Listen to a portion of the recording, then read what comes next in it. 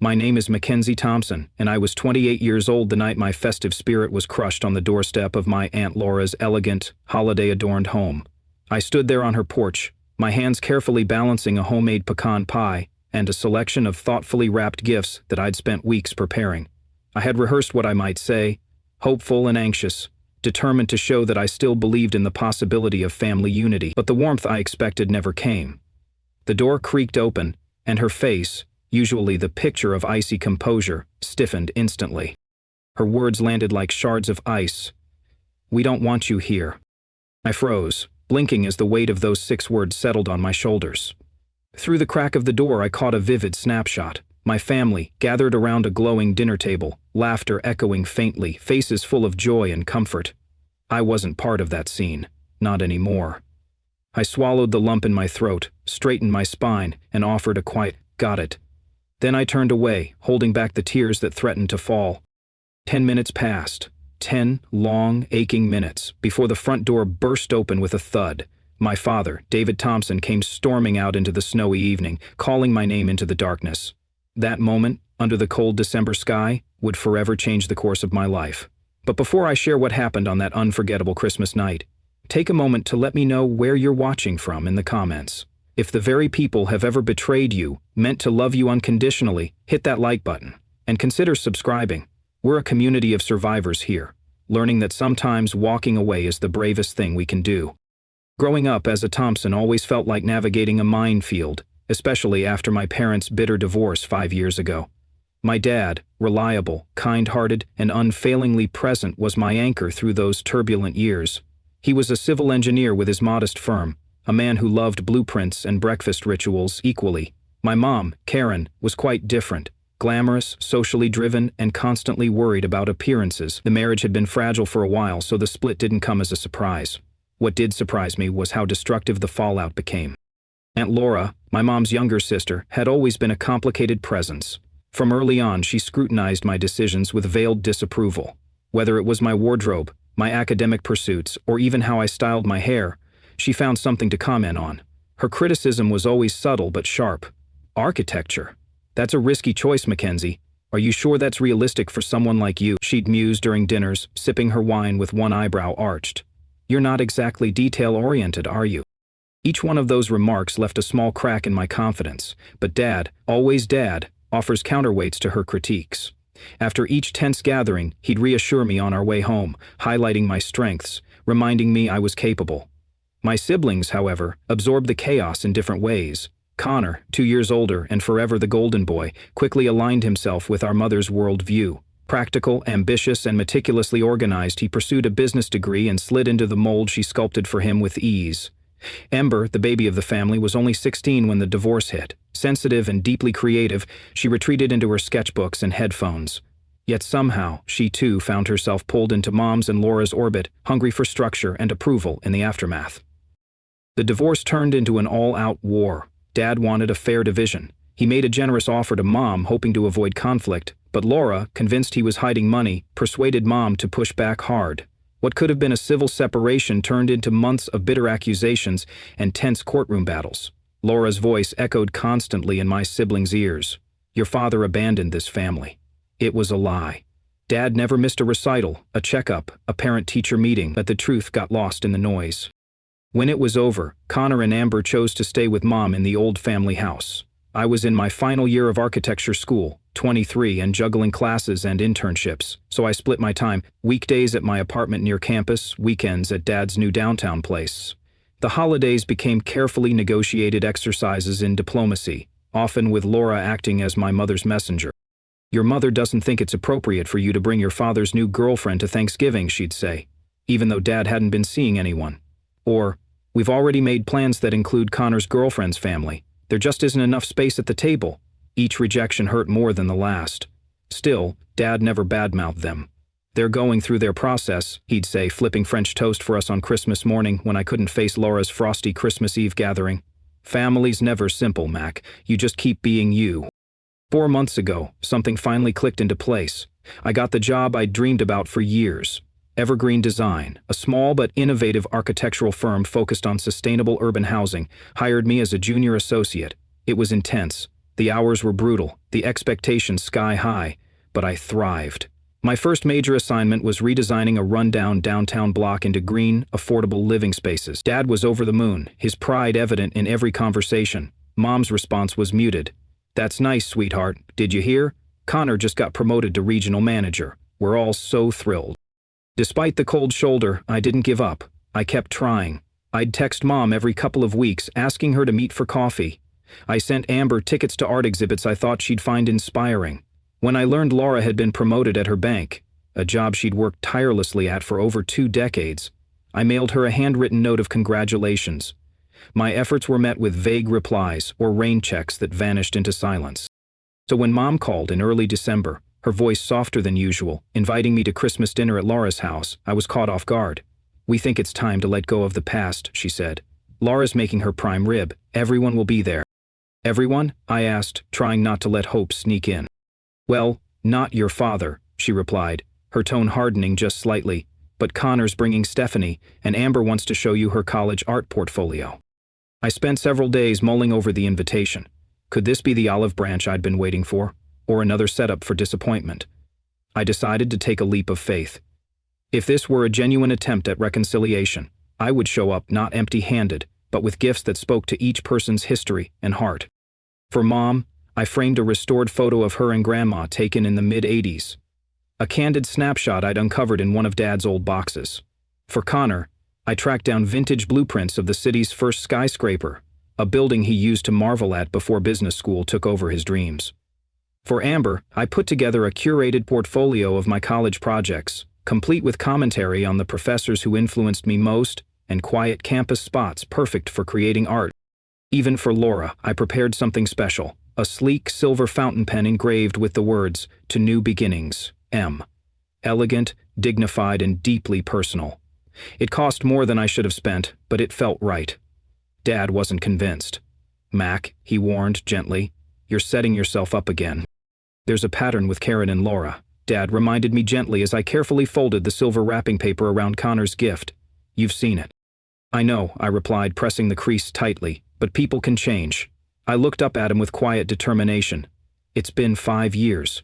Maybe this is their way of moving forward." He let out a soft sigh, the kind that carries equal parts hope and caution. Placing a firm hand on my shoulder, he said, "I hope you're right, kiddo. But if anything goes south, if there's even a flicker of discomfort, you call me. I don't care if it's Christmas or the middle of a snowstorm. I'll come get you." "I promise," I said, brushing it off at the time, never truly believing I'd need to take him up on that offer. In the weeks leading up to Christmas, Evergreen Design became a flurry of pre-holiday chaos. Our team was hustling to finish a massive proposal for the city's downtown housing redevelopment project. Every day felt like a marathon, 14 hours immersed in floor plans, material specs, and digital renderings. My loft, once my sanctuary, turned into a glorified locker room, where I crashed for a few hours, showered, and left again before dawn. "You look like you got hit by a festive freight train," Jenna commented as we scarfed down lunch at a tiny cafe near our office. It was the first real break we'd taken in over a week. Jenna and I had been best friends since freshman year, our bond sealed when we showed up to orientation, wearing the same Rare Band t-shirt. She had gone on to become a wildly talented graphic designer, her sharp wit and brutal honesty serving as both compass and guardrail in my life. "Deadlines and family reunions, perfect recipe for zombie Mackenzie," I joked, taking a desperate sip of my third coffee. "But the project's shaping up. Stanton even said my sustainability concepts were elegant." "High praise from our beloved android," Jenna replied with a smirk. Our boss Stanton was known for being emotionally impermeable. Compliments from him were like gold dust. She leaned in, lowering her voice. "But seriously, are you sure you want to spend Christmas with them?" "They're not villains, Jenna. They're just family," I replied weakly. "Family who spent years making you feel like crap," she shot back. "Let's not forget last year when Laura told you they were at capacity for dinner guests. You ate a microwave burrito on your couch." I toyed with my salad. Mom sounded different on the phone this time. Maybe something's changed. "And I want to see Amber before she heads off to college." Jenna's eyes softened, but her skepticism lingered. That same week, I found a quieter confidant in Kyle, one of my coworkers. Over late nights, hunched over models and greasy takeout, we'd become friends. Kyle, always pragmatic, offered a neutral perspective. "Family's weird," he said as we calibrated the 3D printer. "My mom and dad didn't talk for 3 years after my sister's wedding disaster. Now, they go on wine tours together." "See," I texted Jenna later that night, "even Kyle's parents figured it out." "People can change," she admitted. "But leopards still have spots, Mac." Adding to my already fragile emotional bandwidth was my recent implosion of a relationship. Jason, a seemingly decent guy I'd dated for 3 months, had ghosted me right when things got serious. He reappeared a week later with a painfully cliché breakup line. "It's not you, it's me." Classic. The timing couldn't have been worse. Holiday loneliness crept in just as my defenses were down. Dad had invited me to join him at Frank's legendary Christmas bash. Frank was one of his longtime engineering buddies, and his parties were infamous, chaotic, cheerful, and filled with good food and better company. "You don't have to do this," Dad said one evening during our weekly dinner. His apartment smelled like garlic and oregano, the lasagna bubbling in the oven. "I've already said yes," I replied, placing mismatched plates on the small table. "I want to try, Dad. For me." He nodded, sliding the tray from the oven. "Just remember our deal. If it goes south, you call me. Doesn't matter what time." "I remember," I said, repeating it like a mantra. "I will, but I don't think I'll need to." The day before Christmas, I decided to bake the bourbon pecan pie Dad had taught me to make during our first Christmas after the divorce. It was a Thompson family tradition from his side, one that had mysteriously vanished from Laura's holiday spread. As the scent of bourbon and brown sugar filled my tiny apartment, I carefully wrapped each gift and wrote heartfelt notes to accompany them. I tried on outfit after outfit, finally choosing a forest green sweater dress with gold accents. Festive, understated, and just the right amount of polished. I didn't want to look like I was overcompensating, but I also wanted to make a good impression. The last detail was Grandma Thompson's delicate gold necklace, a graduation gift from Dad. I rarely wore it, afraid of losing such a cherished piece. But that night, it felt right. Sleep didn't come easily. My mind raced through worst-case scenarios, pointed jabs, forced politeness, passive-aggressive smiles. Would they seat me at the kids' table again? I was 28 after all. But beneath that dread, a small ember of hope flickered. Hope that maybe this time, something good might come from the effort. "Tomorrow's going to be different," I whispered to my reflection, heart pounding as I finally drifted to sleep. Christmas morning arrived clear and cold, a fresh layer of snow turning the city into a winter postcard. My phone buzzed with messages. Jenna sent a selfie from her parents' hilariously chaotic living room. Kyle offered diplomatic luck. Dad texted, "Merry Christmas, kiddo. Love you." I curled up with coffee in the handmade mug Amber had given me before the divorce had twisted our lives. It was chipped now, but I couldn't part with it. It reminded me of who we used to be. "Merry Christmas, Dad," I typed back. "Heading to Laura's around 4. We'll call tomorrow with the full report." He replied instantly, "Remember, 1 call. That's all it takes." I spent the afternoon getting ready. I triple-checked the pie's packaging, organized the gifts, and took extra care with my hair and makeup. By 3:00, my nerves were coiled tight in my stomach. The forest green dress brought out the red tones in my auburn curls, which I'd styled loosely. Grandma's necklace sparkled against the knit fabric. I touched it gently for luck before slipping on my coat. The drive to Laura's house took 40 minutes. Christmas classics played softly on the radio, their cheerful lyrics a strange contrast to the knot in my chest. I hummed along quietly, not entirely believing my optimism, but still hoping. As I turned onto Laura's street, each familiar landmark pulled memories to the surface. Snowball fights with Connor, summer barbecues where Amber played guitar on the porch, and the scent of Grandma's cinnamon rolls wafting from the open kitchen window. Those memories were colored by both warmth and ache. They reminded me of what once was, and what could be reclaimed. I parked down the block, my heart pounding in anticipation and dread. The house was decorated to perfection, as always. Twinkling lights framed every edge, and 2 matching wreaths hung on the double front doors. Through the window, I saw figures moving inside, shadows of people I loved, and who, despite everything, I hoped might still love me. I stepped out into the crisp air, gifts in hand, pie balanced in its carrier, the scent mingling with the pine from the garlands that lined the walkway. Each step toward that door felt heavier than the last, a march toward either healing or heartbreak. And as I reached for the doorbell, hands slightly trembling, I whispered to myself, "You've got this, Mac." The entire neighborhood sparkled like a Christmas postcard come to life. Every house was ablaze with synchronized lights, inflatable snowmen waving from manicured lawns, and wreaths perfectly centered on every door. But Laura's house? Her grand tutor at the end of the cul-de-sac stood out like the crown jewel of a holiday magazine spread. Professionally decorated, it boasted cascading icicle lights, symmetrical ribbons on every bush, and a massive spruce tree gleaming through the front window. I pulled in slowly and parked behind Connor's sleek BMW, my breath fogging the windshield as I sat there for a long moment. The house radiated warmth and joy. Inside, shadows flickered across the windows, silhouettes of people laughing, celebrating, clinking glasses and opening gifts. They were already inside. They had already begun. Without me. I clutched the pie carrier in one hand, the carefully packed gift bag in the other. New beginnings, I whispered to myself, a mantra that had grown more fragile with each passing mile of the drive. The walkway had been flawlessly cleared of snow and lined with softly glowing lanterns that pulsed like beacons. My heels clicked against the pavement, each step echoing in the quiet night air, signaling my approach long before I reached the grand oak door with its oversized wreath dripping in holly and gold. I paused, shifted the pie to my left arm, took a deep breath, and pressed the doorbell. The chime, ornate, Westminster tones, rang out inside the house. There was a beat of silence, like the music and chatter had briefly paused. Footsteps approached, deliberate and slow. Then the door swung open and there she was, Aunt Laura, draped in a designer red dress that fit like it had been made just for her, pearls gleaming at her neck, hair swept into an elegant chignon. For a split second, her eyes widened, as if caught off guard. Hope flickered in my chest. But then her face shifted. Her eyes narrowed, her lips pursed, and she let out a sigh of exaggerated annoyance. "We don't want you here," she said, her voice like steel wrapped in velvet. "Go ruin someone else's holiday." The words hit me like a slap. For a heartbeat, I didn't move. Behind her, I saw everything. The warm, glowing living room, the centerpiece Mom was adjusting, Connor pouring wine into crystal glasses, and Amber scrolling through her phone, giggling. They looked like a picture-perfect family, one that had no room for me. "I was invited," I said quietly, the words trembling on my lips. Mom called. Laura's manicured hand tightened around the edge of the door.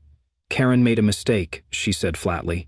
"We discussed it afterward and decided your presence would make things uncomfortable. I'm sure you understand." I searched the room again, hoping desperately that someone would turn their head, that someone would hear, that Mom would remember she invited me, that Amber would leap up and pull me in, that Connor, even if begrudgingly, would say something. But no one even looked toward the door. "Got it," I said, nodding numbly. "Merry Christmas." My voice cracked despite my best effort to sound unaffected. I turned, the gifts still in hand, the pie still warm in its carrier, and walked back toward the car. Halfway down the walkway, the door closed behind me with a soft but definitive click. That was when the tears came, hot and stinging. The beautiful lanterns blurred into streaks of gold as I stumbled the last few feet to the car. I opened the passenger door, gently placing the pie and the gift bag on the seat like they were sacred relics. Then I slid into the driver's seat and gripped the steering wheel, my hands trembling too violently to fit the key into the ignition. The cold couldn't compare to the humiliation that burned in my chest. They had talked about me, debated me, judged me unworthy, and then not one of them had the decency to call and cancel. Not one had the integrity to warn me that the invitation had been revoked. I had spent hours baking, wrapping, and choosing gifts with care. I'd picked an outfit that struck the perfect balance between festive and refined. I had driven across the city with hope in my heart, and they shut the door in my face. I finally managed to start the car. As I pulled away, tears streamed down my face, blurring my vision. In the rear-view mirror, Laura's house remained a beacon of holiday perfection, a place I'd never be welcome in again. My breath hitched, and I pulled over a few blocks away, heart racing. With shaking fingers, I dialed Dad's number. It rang once. "Mac?" He answered immediately. "What's wrong?" I could barely speak, sobbing so hard I couldn't get the words out. They don't want me," I choked. "Laura said they talked. After Mom invited me. Decided I shouldn't come." Silence, then his voice, suddenly steel. "Where are you?" "Just around the corner." "I can't drive like this." "Stay put, I'm on my way. 20 minutes." I hung up and sat in the car, crying until the tears simply stopped coming. Outside, I watched other families through their frosted windows. Kids in matching pajamas, couples clinking cocoa mugs, laughter spilling into the winter air. The joy in those homes sharpened my loneliness into something unbearable. Eventually, I pulled myself together enough to make it to Willow Creek Park a few blocks away. It was deserted, peaceful and untouched. I parked facing the small frozen pond, dusted with snow, and turned off the engine, keeping the heat running. The pie, once a symbol of home and tradition, now felt like a joke. It sat untouched on the seat beside me, next to carefully chosen gifts that would remain unopened. I stared at the empty playground, its structures coated in glistening white, and felt hollow. This wasn't a moment of miscommunication. This wasn't just a rough holiday. This was the culmination of years of being slowly pushed out. Subtle digs, unreturned calls, events I wasn't invited to. It all came rushing back. Last Thanksgiving, when Laura accidentally set one place too few. At Connor's graduation dinner, I found out about it through Instagram stories. Amber's art exhibit, where Mom introduced me as Karen's daughter rather than by name. 100 tiny wounds I'd ignored, justified, forgiven. Because I believed things could get better. That if I just showed up with love and patience, they'd see me, accept me, include me. I pulled out my phone, scrolling through old photos. In almost every recent one, I stood slightly apart from the others. Like even the camera knew I didn't quite belong. I'd been edited out emotionally long before they made it official. How had I missed it? How much of my life had I spent bending myself to earn affection they had no intention of giving? The tears returned, different now, not just of pain, but of bitter realization. I was furious. At them, yes, but more so at myself. I had poured time, energy, and money into these people. I'd kept our shared family phone plan because Mom liked the convenience. I'd changed apartments to be closer, taking calls from Laura only to listen to her boast about Connor, while never once asking about my work. And still, I'd believed there was room for me at that table. There wasn't. There never was. As I sat in the car, watching snowflakes swirl through the golden haze of the park's streetlights, I thought back to my last real conversation with Dad. He had tried, gently but firmly, to prepare me for this possibility. I had dismissed his concerns with the same hopeful defiance I always carried, believing that this time would be different, that people could change.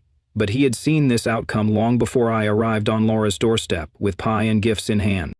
He had lived through it himself, Laura's manipulation, Mom's silence, and the steady erosion of familial trust. He had been cast aside too, the narrative rewritten to make him the villain. But even then, he never poisoned my thoughts against them. He never badmouthed or interfered. He simply encouraged me to build my relationships. "They're still your family," he'd say, even when they barely acknowledged his existence. My phone buzzed beside me. A message from Jenna lit up the screen. "How's it going with the Christmas villains? Need an extraction plan?" I didn't have time to reply. Headlights swept across the snowy park as a familiar car pulled into the space beside me. Dad's old faithful Volvo, the same one he'd used to teach me how to parallel park on hilly city streets. I opened the door and stepped into the cold, my breath catching as I saw his face, tight with worry.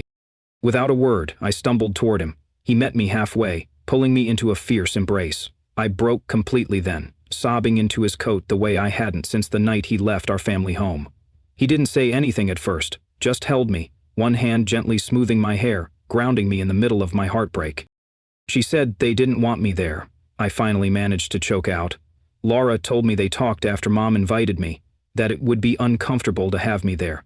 Like I'm a problem to be managed." Dad's body tensed, but his voice was as calm as ever. "You are not a problem," he said. "You're everything, to me, to anyone who truly sees you. If they don't, then that's their loss, not yours." We stood like that for a long time, surrounded by the quiet hush of falling snow and distant Christmas lights. I told him everything, how I'd baked Grandma's pie, selected the perfect gifts, and dressed with such care. I told him about Laura's eyes, cold as glass, and the warmth I had seen inside the house just inches from where I stood, wholly excluded. "I'm such an idiot," I whispered, my mascara streaked across my cheeks. "You tried to warn me." He pulled back and held me by the shoulders. "You're not an idiot, Mac. You're someone who still believes in second chances, in healing. That's not weakness. That's bravery." He glanced toward my car, seeing the untouched pie and neatly arranged presents.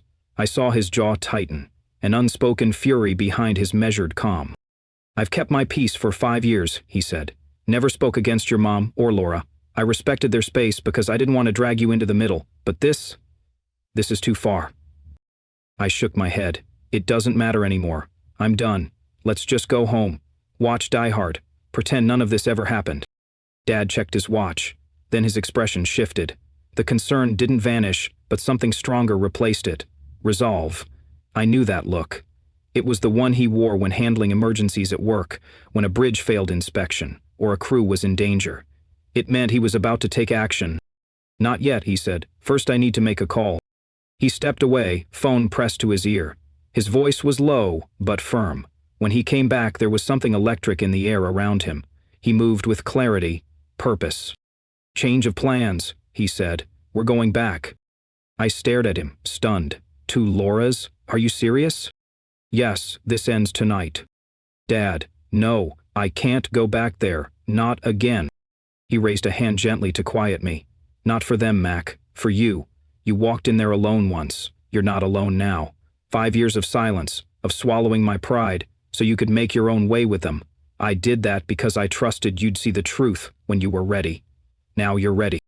I looked down at my boots, struggling to quiet the war inside me. Humiliation, hurt, fear. What if she slams the door in our faces again? Then we get ice cream, he said with a small smile, the kind I hadn't seen in years. But this time, you'll know you stood up. You'll know you didn't let them erase you quietly. We transferred the pie and the gifts into his back seat, left my car in the park. As we drove back, the lights outside turned into streaks of color, and I felt something heavy shift inside me. Not relief, not hope, but something close to resolve. The pain was still there, fresh and raw, but beneath it I could feel the steel beginning to form. Dad drove with silent focus, hands steady at 10 and 2. For the record, he said as we turned onto Laura's street, I never told you the whole story because I didn't want to interfere. But Laura's done this for years. Back in college, she systematically pushed away any friend your mom made who she couldn't control. She alienated my parents. Every time she felt someone was a threat to her influence, she found a way to remove them. But I'm not a threat. I'm Karen's daughter, he sighed. And that's why you were perfect. You stayed close to me after the divorce. You kept showing up at family events, kept calling your mom. Laura saw that as disloyalty. In her world, you don't split your love. We pulled up across from Laura's house. The lights still glowed in the windows, now more theatrical than magical. Ready? He asked. I wasn't. But I nodded, the pie now a shield in my trembling hands. This time, Dad didn't ring the bell. He pounded on the door, sharp and sure. The sound echoed through the house. He stood tall, hand resting protectively on my shoulder. The door opened, Laura again, her perfect hair, her immaculate dress. Her expression faltered the moment she saw Dad. David? What are you doing here? Her eyes slid to me, narrowed. This is a private family gathering. Exactly, Dad said, voice calm but full of edge. Which is why Mackenzie belongs here. Laura's jaw tightened. I think you both should leave before... Before what? Dad stepped forward, not threatening but unwavering. Before the rest of the family hears how you treated your niece, our daughter? Movement stirred behind her. Mom appeared in the hallway, a wine glass in hand. Her eyes widened when she saw us. David? Mackenzie? What's going on? Laura turned, trying to block her view. Nothing. They were just leaving. No, Dad said loudly, voice ringing through the foyer. We're here because your sister sent our daughter away, from her own Christmas dinner. The moment Dad called out the truth, the entire room seemed to freeze. After you invited her, he said, turning to Mom, Laura told Mackenzie she wasn't welcome.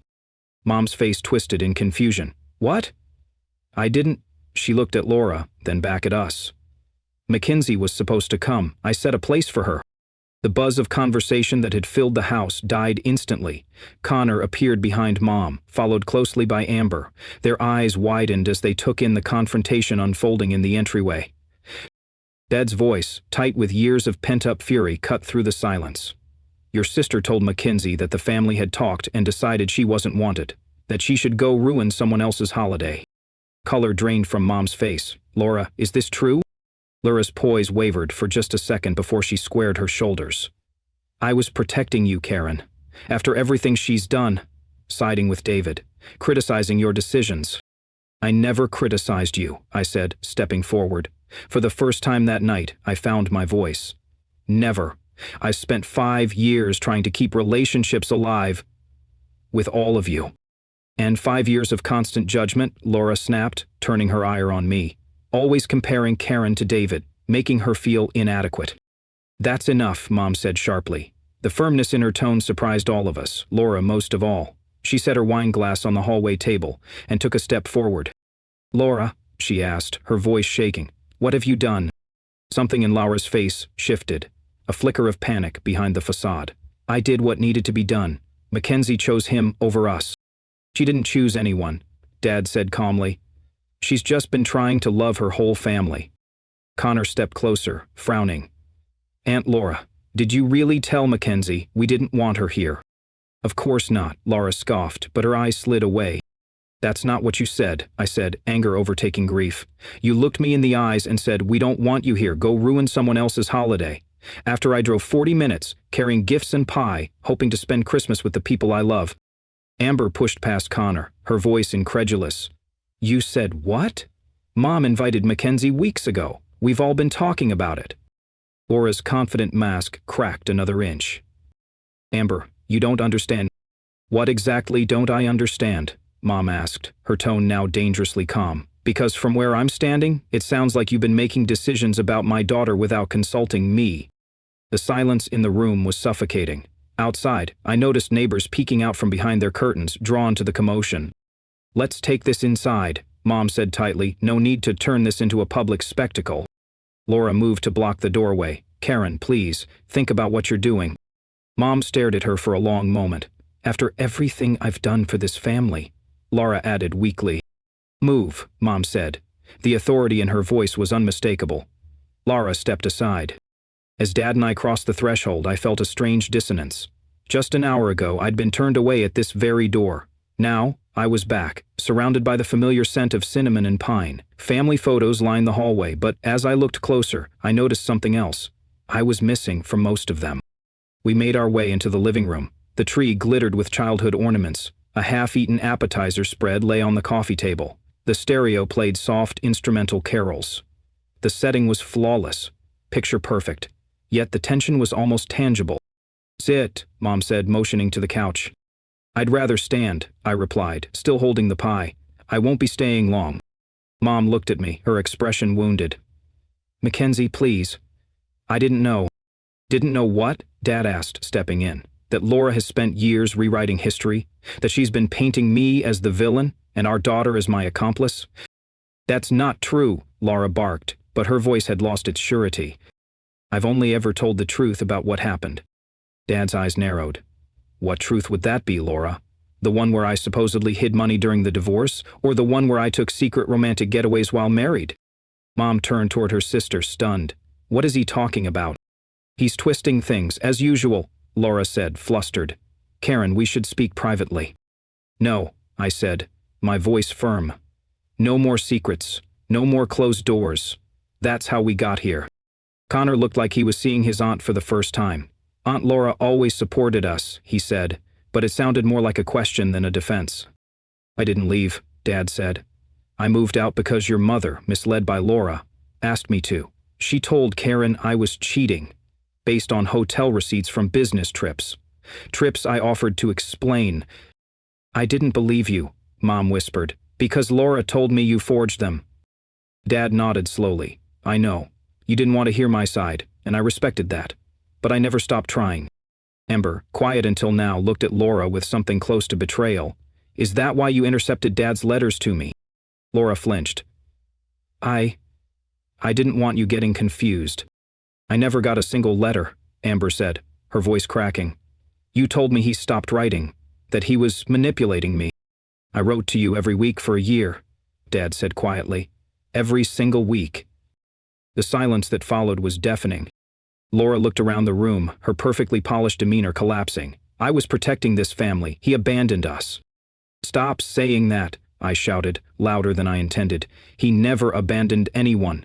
He showed up for every birthday, every school concert. He's been there. You're the one who decided who belonged and who didn't." Amber sat down heavily on the arm of the sofa, visibly shaken. "All this time," she murmured, staring at Laura, "I believed you. I thought you were looking out for us." "I was," Laura insisted, her voice hollow now, stripped of its usual sharpness. "I didn't want any of you to be hurt." "You didn't protect us," Amber said, her voice rising. "You lied to us. You kept us from our father, from our sister. That's not protection. That's manipulation." Connor rubbed a hand over his face, stepping away from the group like he needed air. He looked torn, the foundation of everything he'd believed crumbling around him. I always thought Dad just gave up, he said slowly. Stopped showing up. I didn't know any of this. I tried, Dad said quietly. I tried every way I knew how, but Laura always got there first. I feel sick, Connor muttered. Mom sat back down, her hands folded in her lap. Her eyes were glassy, distant. I let this happen, she said, almost to herself. I let Laura make decisions for me, for our family. I didn't ask questions because it was easier not to. And I hurt you, Mac. I hurt you because I didn't fight harder to see the truth. It's not all on you, I said, my voice softening. I made excuses too, for years. I told myself you were busy, that Laura was just misunderstood. I thought if I was patient enough, things would change. Dad stepped forward. The only way things change is when we stop pretending everything's fine, when we stop letting fear and guilt dictate how we treat each other. Laura remained rooted to the spot, her silence now more desperate than defiant. No one moved to defend her. No one looked to her for guidance. I think you should leave, Mom said, her voice breaking. You need to leave this house, Laura, tonight. The air left the room. What? Laura asked, stunned. I can't have you here, Mom said, her voice trembling. Not tonight. Maybe not ever. I need time. We all need time to figure out what this means. But right now, you need to go. Laura opened her mouth, then closed it again. Her eyes searched the room for an ally. There were none. Without a word, she turned and walked toward the front door. The only sound was the soft clicking of her heels on the hardwood floor. She paused in the doorway, then left, the door closing behind her with a quiet finality that felt more powerful than any slam. For a long moment, none of us spoke. Then Mom stood and walked over to me. She reached out hesitantly, her fingers brushing mine. I am so sorry, she said, for letting her come between us, for not seeing what she was doing. I nodded, unable to speak. My throat was tight, emotion threatening to overwhelm me. Come sit, she said, please. I finally let go of the pie and handed it to Dad, who placed it on the table gently. I sank into the couch, exhausted in every sense. Amber came to sit beside me. I want to read those letters, she whispered. I'll find them, Dad said. Every one of them. I saved copies. We sat there in silence, the weight of the evening settling around us like a heavy blanket. But there was something else too, a lightness, a sense that maybe, just maybe, healing had a chance to begin. There hasn't been a single major event in my life that Dad didn't try to be part of, I said, my voice quiet but firm. He's shown up for me, and he tried to show up for you too, Connor, and for you, Amber, but somehow, the plans always changed at the last minute, didn't they? A sudden emergency, a scheduling conflict, or you were told he bailed without a word. Connor's brows furrowed. He turned to Laura slowly. You told me Dad said he was too busy to attend my business school graduation. I did call him myself, Laura replied, sticking to her story, but her eye twitched. A small, subtle movement, but one I had learned to recognize early on. It was her tell, her giveaway whenever she was lying. Dad's voice was calm, directed at Connor. Check your phone. May 15th, 3 years ago. I sent you a message asking what time I should be there. You never replied. Connor pulled out his phone and scrolled quickly through his messages. We all stood in silence, watching the moment the truth would reveal itself. His eyes widened when he found it. It's here, he muttered. I never saw it. He looked up, stunned. That month, I was using Laura's old phone. Mine had broken. She must have seen this message. The implication hung heavy in the air, like storm clouds about to burst. Connor turned to face Laura, betrayal clearly etched across his features. You read it. You saw it and didn't tell me. You let me believe my own father didn't care enough to come. Laura's polished facade cracked. I did it to protect this family, she said, her voice trembling. David betrayed Karen. He abandoned all of you. He poisoned Mackenzie against us. No, Laura. Mom's voice cut in, quiet, yet resolute. She rose to her feet and looked directly at her sister. That's not what happened. David didn't cheat on me. That story, that was yours. He never abandoned his responsibilities. She turned to me and then to Connor and Amber. Mackenzie didn't turn on us. She didn't betray anyone. You excluded her, systematically, because she wouldn't renounce her relationship with her father. The room changed in that moment. The lies, the distortion that had cloaked everything for 5 years began to dissolve. Ember was crying now, silent tears running down her face. Connor stood frozen in place, clearly struggling to absorb what he was hearing. My mom stood taller than I had seen her in years, shedding the veil of guilt and uncertainty. And Laura collapsed. Not physically, but emotionally. Her usual composure, her control, it all crumbled. "I did all of this for you, Karen," she gasped. "He never deserved you. I was the one who stayed by your side through everything, not him, not his daughter." "She is my daughter," Mom said firmly, stepping closer to me. "Not some extension of David, she's mine too." She reached for my hand, gently, tentatively, as if asking permission to bridge the divide between us. "And, I've been a terrible mother for letting all this happen." At her touch, the dam inside me finally gave way. 5 years of heartbreak, confusion, and isolation spilled out of me in sobs that shook my entire body. She held me close, whispering, "I'm so sorry. I'm so sorry." Behind us, Laura's face twisted in rage. "This is absurd. You're all falling for their manipulations. After everything I've done?" "I think that's enough," Dad said, voice even. "Laura, it's time for you to go." "You don't get to tell me what to do in my own house," she snapped. "It's not your house," Mom interjected, her tone hard. "It's mine. I let you live here after your divorce, and now I'm asking you to leave." Laura looked around, searching for support. Connor and Amber didn't move. Dad stood firm near the door, and I, still wrapped in my mother's embrace, finally felt seen. "You can't be serious," Laura said, her voice cracking. "It's Christmas Eve." "Yes," Mom nodded. "And I want to spend it with my children, all of them, and their father, without your interference." When Laura realized she had no allies left, her expression darkened.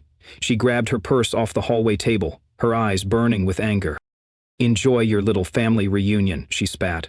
"Don't come crying to me when he disappoints you all again."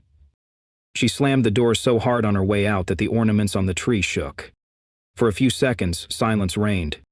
Then, out of nowhere, Amber let out a snort, a tiny hiccuping sound that quickly grew into laughter. It wasn't graceful, but it was contagious. "What's so funny?" Connor asked, blinking. Amber pointed to the pie box, still in my hands.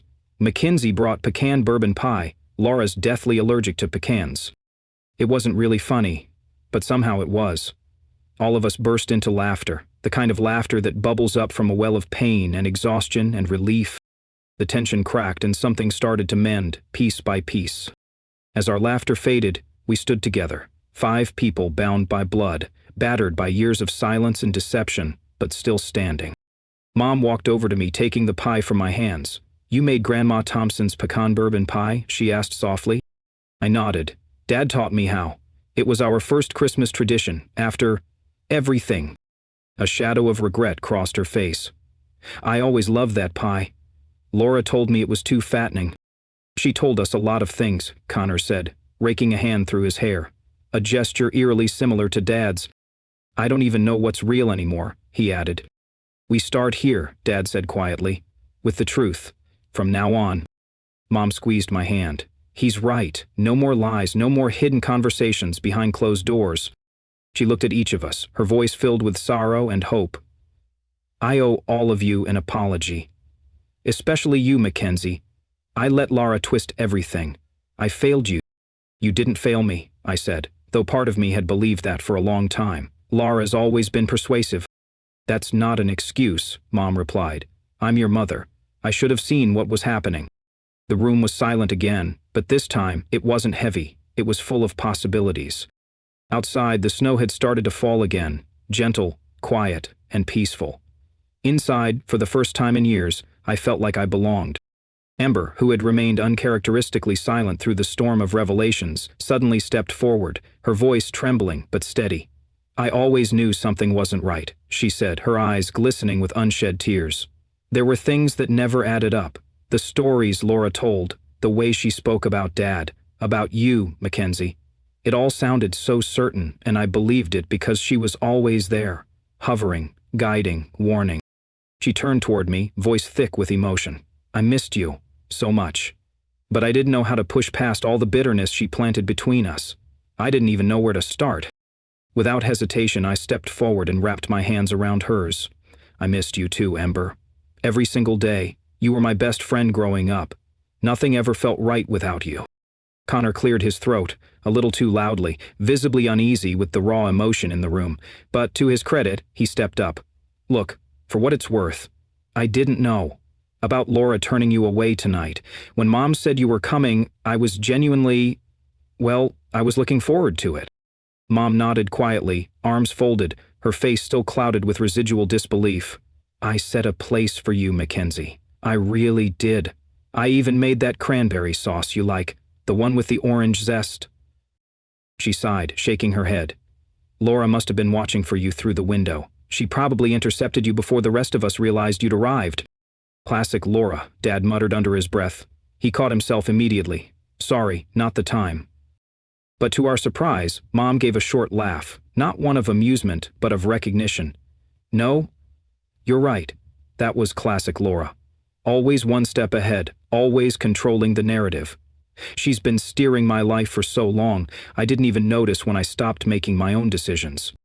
Her shoulders squared, her spine straightening with resolve. "But that ends tonight." She turned to Dad, a maze of emotions crossing her face. Regret, sadness, humility. "David, I owe you an apology. A huge one.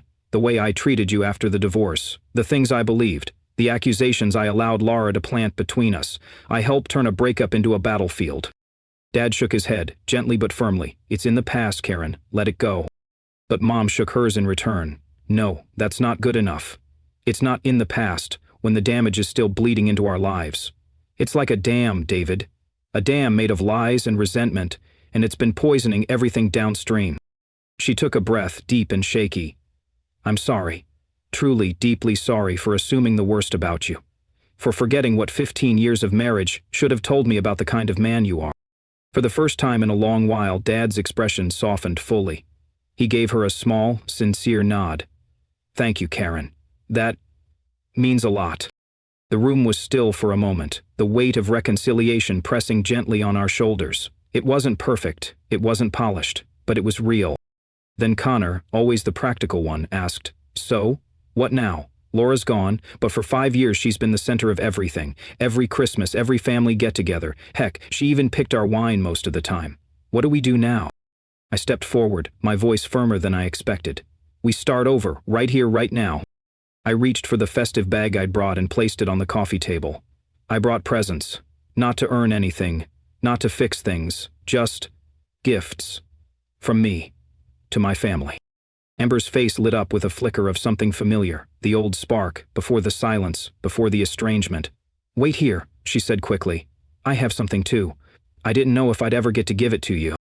She darted from the room and returned moments later with a small, neatly wrapped box, covered in paper, clearly decorated by hand, swirls of stars and music notes drawn in ink. My heart clenched. "Amber?" "It's nothing big," she said, shyly, "but it's real." That gesture cracked something open inside me. The hurt didn't vanish. 5 years of being ignored, erased, and misrepresented doesn't disappear in an instant. But something else began to grow alongside it, something like hope. "I have a suggestion," I said, slowly. "Let's leave." Mom looked startled. "Leave? But we just got you back." "Not leave each other," I clarified. "Leave this house. It's Laura's house. It's filled with her opinions, her energy, her version of who we're supposed to be. Let's go somewhere new, neutral. Somewhere we can begin again." Dad nodded slowly, understanding blooming in his eyes. "My place isn't fancy, but the tree's up and there's plenty of food, and no ghosts." What surprised me most was Mom. She didn't hesitate. "Let's do it," she said. "I made a prime rib and potatoes that shouldn't go to waste." "We could have a picnic," Amber offered, her voice lighter. "Like the ones we used to do in the living room during storms, remember?" "I'll grab the wine and desserts," Connor added. "Maybe even stop for ice. We'll make it fun." And just like that, the elaborate Christmas tableau Laura had curated unraveled. We moved with purpose. Mom and Connor busied themselves in the kitchen, repacking food into containers. Amber gathered gifts and sentimental things. Dad cleared room in his car for extra passengers. And I, oddly quiet, drifted into the dining room, where the long table still sparkled under crystal light. It was set with precision, but I noticed again that one place setting was missing. Mom appeared beside me. "I swear I set a place for you," she whispered. "Sometime this afternoon, I must have left the room, and..." I believe you, I said, and I meant it. But it doesn't matter, because we're building a new table now, not just physically, but emotionally. She smiled then, a real smile, one I hadn't seen since before Laura's influence turned everything bitter. You grew up to be strong and wise. I wish I could say I had a hand in that. You did, I replied. More than you think. You taught me to stand up for myself. I just didn't expect I'd have to use that lesson with my own family. In less than 30 minutes, we had everything packed into 2 cars. The perfectly arranged ornaments, fine china, and symmetrical garland stayed behind. In their place, we carried mismatched plates, heartfelt gifts, and food packed with love. We stood in the driveway, coats wrapped tight, snow still lightly falling around us.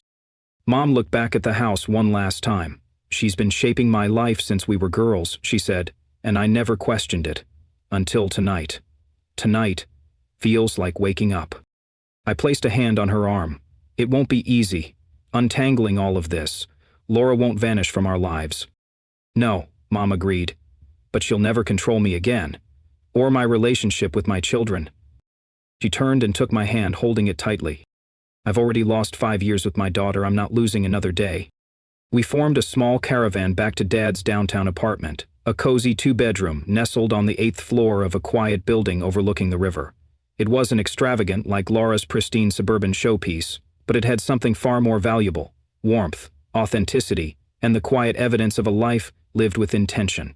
A modest but cheerful Christmas tree twinkled in the corner beside the window, its handmade ornaments casting shadows on the walls. Framed architectural drawings, some professional and others from earlier days, decorated the living room. I recognized a few immediately.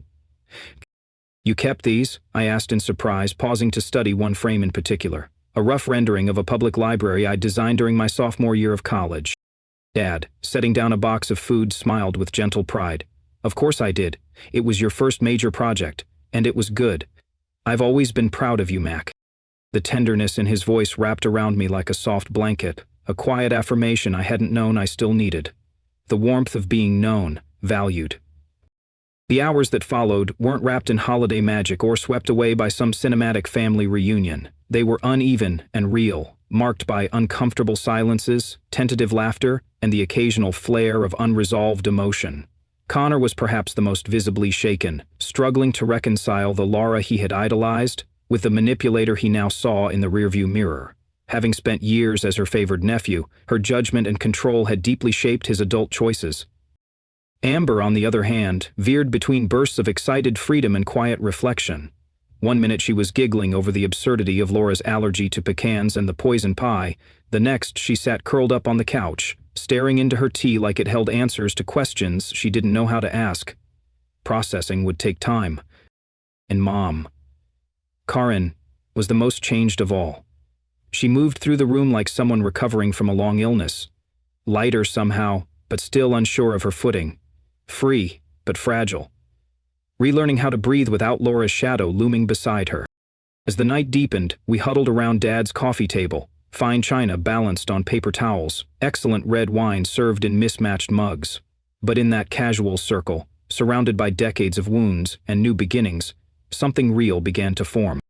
We started sharing. Carefully at first, testing the waters, then with greater ease. I learned that Connor had a secret passion for photography, a love he'd quietly cultivated since high school. Laura said it wasn't practical, he admitted, running a hand through his hair. So I shoved it aside, focused on business, on being who I was expected to be. Amber opened up about applying to art school, a secret rebellion against the business track Laura had insisted was her only logical option. I didn't tell anyone, she said, her voice a whisper. Not even Mom. I didn't want to jinx it. Mom, cheeks flushed from wine and emotion, spoke of her dream to return to teaching. I gave it up when I married your dad, she explained. Laura always said it would reflect poorly on the family if I worked as just a teacher. She mimed the air quotes, her tone thick with disbelief. Looking back, I don't even know what that meant. It meant she could control you more easily if you didn't have your own income, Dad said, then winced. Sorry, that wasn't fair. But Mom surprised us all by nodding. No, it was fair, it's the truth. That pattern is so obvious now. I see it everywhere. As the clock neared midnight, we gathered to exchange gifts, not just the ones I had brought with me to Laura's house, but others, salvaged in haste when we'd made our decision to leave. Amber handed me a small package, its wrapping paper clearly decorated by hand. Inside was a delicately illustrated book, scenes from our childhood together. Us as little girls, side by side on the swing set, baking cookies, sneaking into each other's rooms past bedtime. The last page was of two grown women, unmistakably us, with a space between them filled with question marks. "I wasn't sure we'd ever close that gap," she said softly, "but I hoped." Tears pricked my eyes as I handed her the portfolio I'd compiled. My own college projects, annotated with notes about professors, favorite quiet places on campus, tricks for balancing work and creativity. "For when you start art school," I told her, "no more hiding." Connor was stunned into silence when he unwrapped the vintage blueprints of the first skyscraper ever built in our city. "I'd forgotten this," he murmured, running his fingers over the delicate paper. "There was a time I thought I'd go into design. Somewhere along the way, I stopped thinking about what I loved and just performed." Mom gasped softly when she saw the restored photograph I had found of her and Grandmother Thompson, taken sometime in the early '80s. "Where did you find this?" she asked, carefully holding the frame like a relic. "I thought all the old photos were lost in the move." "Dad kept them," I said simply. "He kept a lot of things." It wasn't a perfect night. It didn't magically erase 5 years of estrangement and pain, but it was something better than perfect. It was honest. And in that honesty I felt something surprising. Hope. Not the fragile hope I'd clung to at Laura's front door. This was sturdier, rooted in truth. We had finally chosen confrontation over false peace, reality over pretense, and in doing so, we had begun to reclaim not only our holiday, but our family. As the clock struck 1 in the morning, we began gathering our things. Mom hesitated near the doorway, then turned to us with quiet determination. "I'm not going back to Laura's tonight," she announced. "Maybe not ever." Dad looked up, concerned. "Where will you stay?" "I'll book a hotel tonight," she said, "and tomorrow, I'll start looking for a place of my own. It's time I found out who Karen Thompson is, without Laura shaping the answer." Amber and Connor shared a look. "We'll help you pack tomorrow," Connor said, slipping an arm around Mom's shoulder. "And I think I might start apartment hunting too," Amber added. "I've been saving, but Laura said it was stupid to waste money on rent." "You're both welcome to stay with me until you figure it out," Dad offered, surprising everyone, including himself. "The couch pulls out, and Mackenzie's old room is available, if you need it." It wasn't just an offer of space, it was an offer of forgiveness, a bridge across 5 long years. "I'd like that," Amber said quietly, "if it's really okay." "More than okay," Dad replied, his voice cracking slightly. "It's what I've wanted." As we stood at the door, ready to part for the night, I pulled Mom aside. "This won't be easy," I warned. "Laura won't just step away quietly." "I know," Mom replied, eyes locking with mine, "but she's already taken too much. I'm not giving her another day." She took both my hands in hers. "I can't undo the past 5 years, Mackenzie, but I can promise this. No one, not even Laura, will ever come between me and my children again." It wasn't everything. It wasn't flawless. But as I watched them drive off into the early morning darkness, with plans to meet again for breakfast, I knew. Something fundamental had changed. The road ahead would be messy, but for the first time in a long time, it existed. Dad came to stand beside me at the window, his arm lightly brushing mine. "You okay, kiddo?" I paused, thought honestly about the question. "Not entirely, but I will be. We all will be." He nodded. "Bourbon pecan pie for breakfast?" I let out a real laugh, deep and cleansing. "Absolutely. It's Christmas after all." 6 months passed after that unforgettable night. 6 months of rebuilding what we had lost, one honest conversation at a time. Winter melted into spring, spring gave way to summer, and we were still walking forward, together. Mirroring the gradual transformation within our family, the first weeks after Christmas were the most difficult. Laura didn't disappear quietly. Instead, she launched a campaign of emotional sabotage, calling Mom, in a rotating cycle of guilt, pleading, and subtle threats. One minute she'd be sobbing about being abandoned by her only family, the next she was accusing Mom of betrayal, warning her she'd regret choosing her children over her sister. She even appeared at Connor's office one afternoon, spinning tales to his receptionist about Mom's supposed mental instability. She didn't stop there. Emails went out to our extended relatives, spinning a narrative where she was cast as the martyr, unfairly scapegoated by a selfish, misguided family. According to her, we had fallen under some mass delusion and thrown away decades of loyalty. But something inside us had shifted. This time, the lies didn't land the same way. They bounced off the walls of our new boundaries, unable to penetrate the growing strength we'd found in unity and truth. Mom surprised all of us the most. She stood her ground, with a quiet resolve that had been buried under Laura's dominance for decades. She ignored the emails, blocked Laura's number, and went about reclaiming her life. By mid-January, she'd found a modest, sunlit apartment across town, with hardwood floors and a cozy reading nook she was irrationally excited about. It was the first space that was entirely hers in years. In a move that none of us expected, but all of us admired, she applied for a teaching job at the local community college.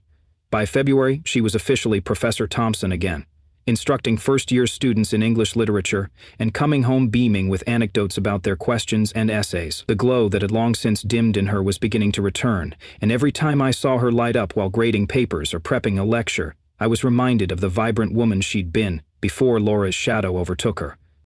Connor, who had been so deeply entrenched in Laura's worldview, had a more complicated transition. For weeks, he drifted between anger, guilt, and confusion, wrestling with the reality that so many of his life choices had been nudged or outright dictated by Laura's expectations. But to his credit, he faced the discomfort head-on. By March, he'd started therapy. During one of our now regular Sunday morning coffee meetups, he admitted, "I'm good at business. I've built something successful, but I don't know if I love it. I never even asked myself that question before." It was the first time I saw my older brother not as the stoic fixer, but as someone discovering himself for the first time. Ember, on the other hand, blossomed like a wildflower once removed from Laura's rigid garden. She moved in with Dad temporarily, filling my old bedroom with canvases, brushes, and music. The transformation in her art was astonishing. Where her previous work had been muted and safe, her new pieces exploded with color and emotion. It was like she'd rediscovered her voice. By April, she had acceptance letters from 3 different art schools and chose one, right here in the city, a decision made as much for creative growth as it was to stay connected to her rebuilt family. Through all of this, Dad remained the steady rock he'd always been. He didn't gloat or seek validation. Instead, he simply supported us, listened without judgment, and reminded us that healing wasn't linear. He and Mom developed a new kind of friendship. Not a rekindled romance, but a respectful alliance centered on shared memories and co-parenting, adult children through emotional reconstruction. Through the many months of watching them exchange advice or laugh about our childhood misadventures without Laura's meddling was quietly healing in a way none of us expected. As for me, that emotionally devastating Christmas proved to be a turning point in more ways than one. With the air cleared and the manipulations laid bare, I finally found room to breathe again. I threw myself into my work at Evergreen Design and, with renewed clarity, began incorporating personal inspiration into my designs. My downtown housing project began to reflect not only eco-conscious planning, but also my family's resilience. Flexible, grounded, open to growth. In April, the firm chose my design as the core model for the revitalization project. I cried when I got the call, then immediately called Dad, who cried too, though he pretended it was just allergies. That win wasn't just professional, it symbolized my ability to succeed without anyone's approval but my own. On the personal front, I made real changes. I finally started therapy, where I worked through not just the grief of family estrangement, but the deeper wounds it had left: abandonment, self-doubt, and perfectionism. I audited my contacts, let go of people who had contributed to the toxicity, and prioritized those who saw and appreciated me. Kyle, my coworker and now my boyfriend, was one of those people. He'd been a steady presence since long before the fallout, offering support and kindness without asking for explanations. Our relationship deepened slowly, built not on grand gestures but on honest conversations, shared values, and quiet evenings spent cooking or dreaming about design. With him, I didn't need to pretend or explain away my family history. He simply listened and loved me through it. Still, Laura lingered like a shadow. She moved to a nearby suburb and started a new job. Through mutual acquaintances, we learned she was spinning dramatic tales about our family, always the hero of her own tragedies. Occasionally she reached out, a birthday card to Amber with passive-aggressive quotes, a LinkedIn endorsement request to Connor. Small tests, attempts to regain control. Then in June, she crossed the line. She showed up uninvited at Mom's apartment. I was there that day, helping Mom hang curtains in her sunlit home office. When the doorbell rang, I wasn't expecting trouble, but there she was. "Laura, designer handbag clutched like a lifeline, eyes scanning the room, as if she could sense the cracks she once exploited.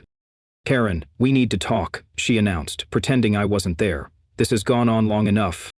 I rose from my seat, bracing for confrontation, but Mom didn't flinch.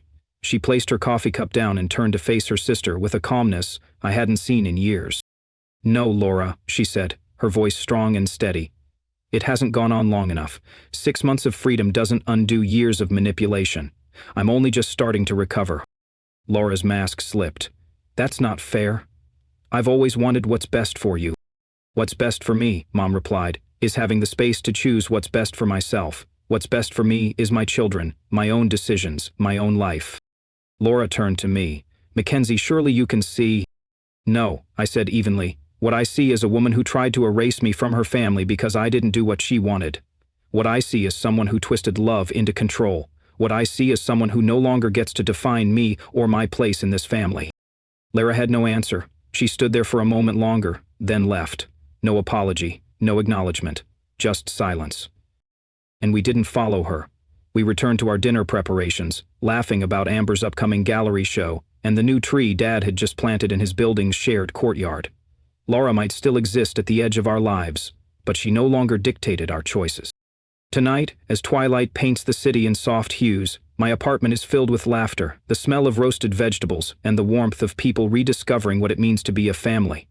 And for the first time in a long time, I believe we're going to be okay. It's nothing grand, just a regular Wednesday evening, but that's precisely what makes it feel extraordinary. 6 months ago, a night like this would have been unimaginable. Back then, even casual family moments were orchestrated under Laura's scrutiny, filtered through her need for control.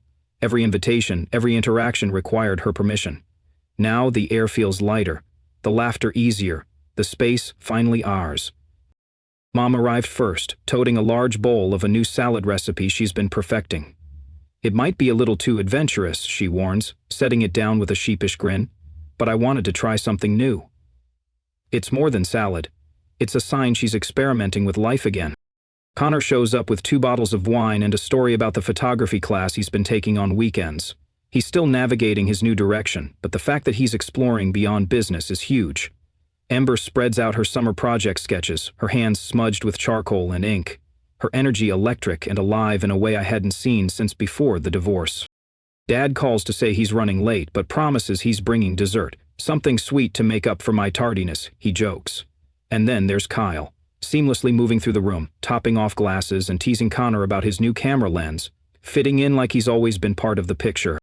As I glance around my living room, the scent of garlic bread in the oven mixing with the faint citrus of Mom's new perfume, I feel it. That elusive sense of fullness that has nothing to do with food. It's peace, hard-won and deeply cherished.